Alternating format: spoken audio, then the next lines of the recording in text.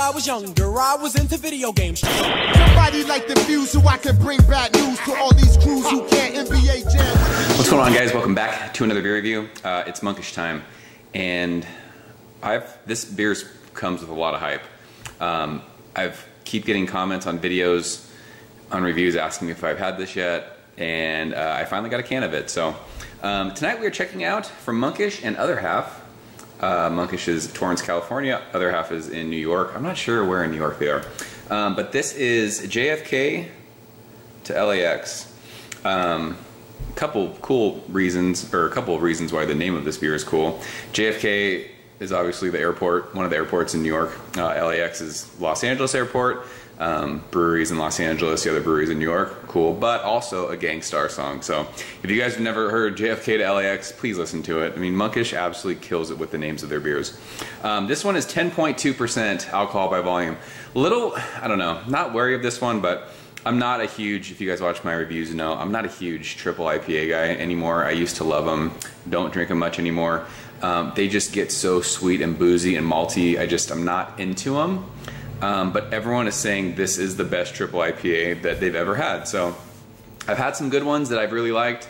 Pliny the Younger comes to mind. The old batches of Exponential Hoppiness. Triple Sunshine was amazing. What was the other beer from Lawson's? Peril, I think, was a triple IPA. That was in my top 15 beers of last year. That beer, I loved that beer. All Green Everything, I think, is like 10.5%, which was okay. There's just not a lot of beers that are in the 10% and above range that I like, but like I said, everyone's saying this one is ridiculous, so I mean, I trust Monkish, and obviously I trust Other Half. I've reviewed, you know, their beers in the past and have really liked them. Monkish is absolutely killing it.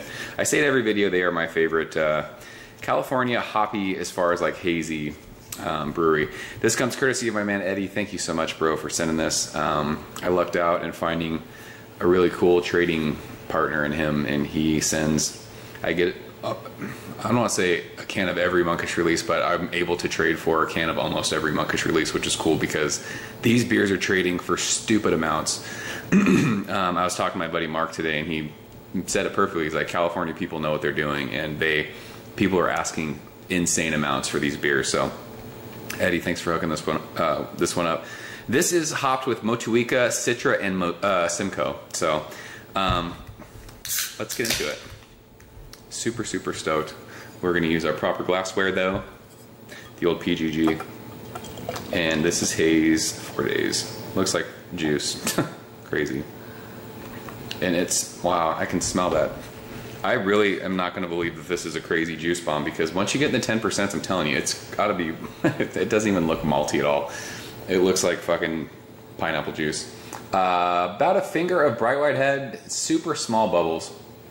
It's dissipating rather quickly. You'd expect that with a 10% beer, but it looks like juice. So, so far so good. I could smell that when I opened it. So, Motueka, we talked about it's like a tropical fruity hop. Obviously, Citra is crazy citrus. Simcoe might hopefully bring like kind of that West Coast thing to this. So, see what she smells like. This was canned on, I want to say September 2nd, so we are right at like a month old. Today is October, what's today? October 4th, so right at a month old. So we'll see how she's held up. You guys know New England beers, I usually like them 3 to 4 weeks, so this probably is wheelhouse right now. It smells like fucking a fruit smoothie. There's no way this is a 10% beer. Fuck right off. It is massive oranges, great. It's like, what's the best way to put this? It's like fruit salad, but it's got oranges in it.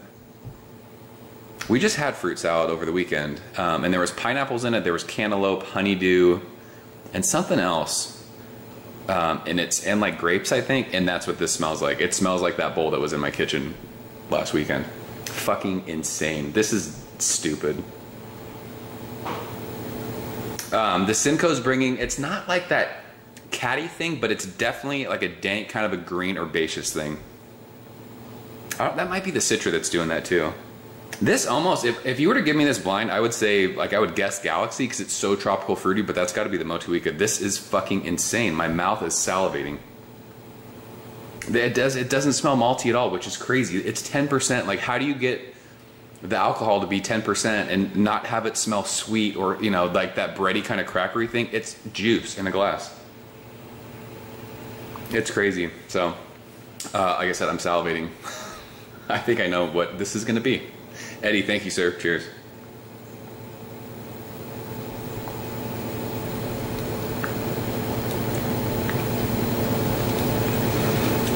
So there is just the slightest bit of sweetness on that, and you have to expect that because it's 10%, but it's like sweet overripe fruit juice. That cannot be a 10% beer. No fucking way.